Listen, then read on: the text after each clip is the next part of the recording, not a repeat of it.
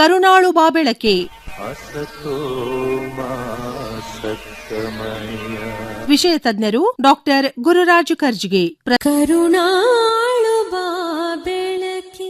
ಈ ನಂಬಿಕೆ ಅನ್ನುವಂಥದ್ದು ಎಂಥ ಕೆಲಸ ಮಾಡ್ತದೆ ಅಂತ ನನಗೆ ಆಶ್ಚರ್ಯ ಹುಟ್ಟಿಸುತ್ತೆ. ಇದು ಸುಮಾರು 25 ವರ್ಷಗಳ ಹಿಂದೆ ಆದಂತಹ ಘಟನೆ. ನಾನು ನಮ್ಮ ಹಳ್ಳಿಗೆ ಹೋಗಿದ್ದೆ, ಊರಿಗೆ. ನನ್ನ ಹೆಂಡತಿ, ನನ್ನ ಮಕ್ಕಳು ಎಲ್ಲ ಕರ್ಕೊಂಡು ಹೋಗಿದ್ವಿ ರಜೆಗೆ ಅಂತ. ದೊಡ್ಡ ಮನೆ ಅದು, ವಾಡೆ ಅಂತ ಕರೀತಾರೆ ಅಲ್ಲೆಲ್ಲ. ಎಷ್ಟು ದೊಡ್ಡ ಮನೆ ಅಂದರೆ ಮುಂದೆ ಕೂಗಿದ್ರೆ ಹಿಂದಿನ ಅಡುಗೆ ಮನೆಗೂ ಕೇಳಿಸಲ್ಲ, ಅಷ್ಟು ದೊಡ್ಡ ಮನೆ ಅದು. ಆಯಿತು, ಇರೋ ವಾಸ ಮುಗಿತು, ಇನ್ನು ವಾಪಸ್ ಬೆಂಗಳೂರಿಗೆ ಬರಬೇಕು, ಸಾಮಾನೆಲ್ಲ ಹಾಕಬೇಕಲ್ಲ. ಲಗೇಜ್ ತೊಗೊಂಡು ನಾನು ಕಾರ್ ಹತ್ರ ಬರಬೇಕು ಅಂತ ಹೊರಡ್ತಾ ಇದ್ದೆ. ನನ್ನ ಹೆಂಡತಿ ಕೇಳಿದ್ದು, ಮಗ ಇಲ್ಲಿ ಅಂತ. ನನ್ನ 2ನೇ ಮಗ, ಪುಟ್ಟ ಹುಡುಗ, 1.5 ವರ್ಷ 2 ವರ್ಷ ಇರಬೇಕು ಅವನಿಗೆ. ಅವನು ಕಾಣಿಸ್ತಾ ಇಲ್ಲ. ಎಲ್ಲಿ ಹೋದ ಅವನು? ಊರಿಗೆ ಹೋಗೋತ್ತಿಗೆ ಎಲ್ಲಿ ಹೋದ್ನಪ್ಪ ಇವನು? ಮನೆಯಲ್ಲಿ ಹುಡುಕ್ಬೇಕಲ್ಲ, ಎಲ್ಲಿ ಹೋದ ಹುಡುಕ್ರಿ ಅಂತ ಹೇಳಿದೆ. ಎಲ್ಲ ಹುಡುಕ್ತಾ ಇದ್ರು, ಸಿಗ್ತಾ ಇಲ್ಲ. ನಾನು ಆಯ್ತು ಬಿಡು, ಈ ಸೂಟ್ ಕೇಸ್ ಆದರೂ ಇಟ್ಟು ಬರೋಣ ಅಂತ ಹೇಳಿ 2 ಸೂಟ್ ಕೇಸ್ ಎತ್ಕೊಂಡು ನಾನು ಮನೆಯಿಂದ ಹೊರಗಡೆ ಬಂದೆ. ನಿಮ್ಗೆ ಗೊತ್ತಿದೆ, ಹಳ್ಳಿಯಲ್ಲಿ ಈ ವಾಡೆ ಮನೆ ಅಂತಂದರೆ ದೊಡ್ಡ ಬಾಗಿಲು, ಅದ್ರ 2 ಪಕ್ಕನೂ ದೊಡ್ಡ ಕಲ್ಲಿನ ಕಟ್ಟೆ ಇರ್ತದೆ, 2 ಕಡೆನೂ. ಅಲ್ಲಿ ಸಾಯಂಕಾಲ ಹೆಣ್ಮಕ್ಳು ಕೂತ್ಕೊಂಡು ಮಾತಾಡೋದು ಆಗಲಿ, ರೈತರು ಬಂದಾಗ ಕೂತ್ಕೊಳ್ಳೋದಾಗಲಿ ಇರ್ತದೆ. ದೊಡ್ಡ ಕಟ್ಟೆ ಅದು, ಕಲ್ಲಿನ ಕಟ್ಟೆ. ನಾನು ಹೊರಗಡೆ ಬಂದು ನೋಡ್ತೇನೆ, ಎಡಗಡೆ ಕಟ್ಟೆ ಮೇಲೆ ನನ್ನ ಮಗ ನಿಂತ್ಕೊಂಡಿದ್ದಾನೆ. ನಾನು ಒಳಗಡೆ ಕೂಗಿ ಹೇಳಿದೆ, ಇಲ್ಲೇ ಇದ್ದಾನೆ ಬಿಡು ಇವನು ಅಂತ ಹೇಳಿದೆ. ಹೇಳಿ ಅವನ ಕಡೆ ತಿರುಗು ಹೊತ್ತಿಗೆ ಅವನು ಏನು ಮಾಡಿದ ಅಂದರೆ, ಅಪ್ಪ ಅಂದು ಹಾರ್ಕೊಂಡ್ಬಿಟ್ಟ. ನನಗೆ ಭಯ, ಹಾರ್ಕೊಂಡ್ಬಿಟ್ಟ ಹುಚ್ಚ.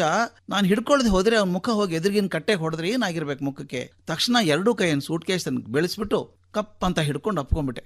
ಏನೋ ದಡ್ಡ, ಹಿಂಗೆ ಹಾರ್ಕೊಂಡ್ಬಿಟ್ಟೆ ಅಲ್ಲೋ ನೀನು, ನಾನು ಹಿಡ್ಕೊಳ್ದಿದ್ರೆ ಏನಾಗ್ತಿತ್ತು ಹೇಳೋದು ನಿನಗೆ? ನಿನ್ನ ಮುಖ ಬಡಿತಿರ್ಲಿಲ್ಲ ಹೋಗಿ ಕಟ್ಟೆಗೆ ಅಂತ ಕೇಳಿದೆ. ಮುಗ್ಧವಾಗಿ ಮಗು ನಗು ಹಾಗೆ ಅವ್ನು ನಕ್ಕು ಬಿಟ್ಟು ಹೇಳ್ದ, ನೀನು ಹಿಡ್ಕೊಳ್ತಿ ಅಂತ ನನಗೆ ಖಾತ್ರಿ ಇತ್ತು ಅಂತ, ನೀ ಹಿಡ್ಕೊಳ್ತೀಯ ಅಂತ ಖಾತ್ರಿ ಇತ್ತು ಅಂತ ಹಾರಿದೆ ಅಂದ. ನನಗೆ ಒಂದು ಕ್ಷಣ ಏನು ಹೇಳಬೇಕು ಅಂತ ಗೊತ್ತಾಗ್ಲಿಲ್ಲ.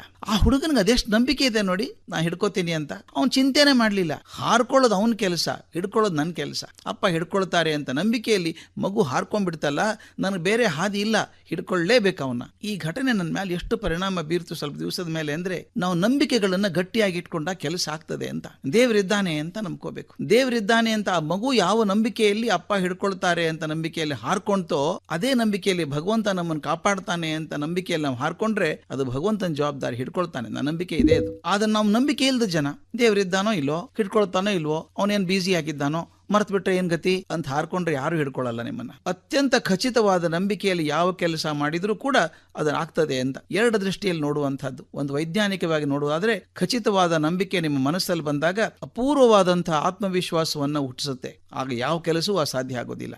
2ನೇದು, ಭಗವಂತ ಇದ್ದಾನೆ ಅಂತ ನಂಬಿಕೆಯಲ್ಲಿ ಹಾರ್ಕೊಂಡಾಗ ಹಿಡ್ಕೊಳ್ಳೋದು ಭಗವಂತನ ಜವಾಬ್ದಾರಿ. ಆದ್ದರಿಂದ ದಯವಿಟ್ಟು ಆ ನಂಬಿಕೆ ನಮ್ಮಲ್ಲಿ, ನಾವು ಮಾಡುವ ಕೆಲಸದಲ್ಲಿ ಆ ಭಗವಂತನಲ್ಲಿ ಇದ್ರೆ ಯಾವ ಕಾರ್ಯ ಕೂಡ ತುಂಬಾ ಸಫಲವಾಗಿ ಆದೀತು ಅನ್ನೋ ನಂಬಿಕೆ ನಂದು. ಕರುಣಾ